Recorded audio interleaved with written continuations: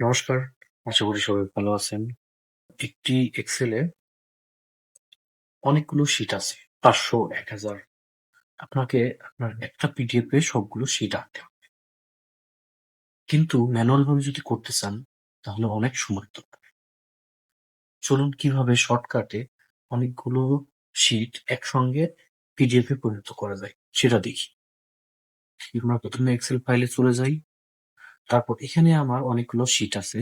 ১০ টার মতো আমি রাখছি। চলুন এখন কিভাবে করা যায় সেটা দেখি। প্রথমে আমরা শিটগুলো একসঙ্গে সিলেক্ট করে নেব। এর জন্য যেকোনো একটা শিটের অপশন থেকে রাইট বাটনে ক্লিক করব, তারপর সিলেক্ট অল শিট। এরপর আমরা পেজ সেটআপটা দেখে নিতে পারি। এজন্য পেজ লেআউটে যাব। ওরিয়েন্টেশন থেকে দেখতে পারি কোনটা আছে ল্যান্ডস্কেপ অথবা পোর্ট্রেট, যেটা প্রয়োজন সেটা দিয়ে নেব। আমি এখানে পোর্ট্রেট দিয়ে নিলাম।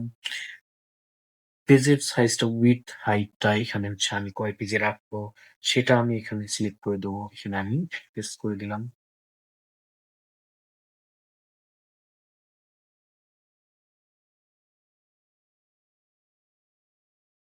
এরপর ফাইল অপশনে যাব, সেভ অ্যাজ, ব্রাউজ।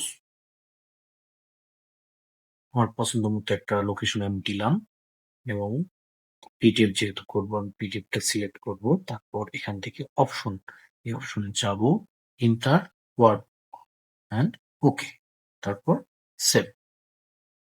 দেখুন আমাদের সবগুলো শিট একটা পিডিএফ এ চলে এসেছে।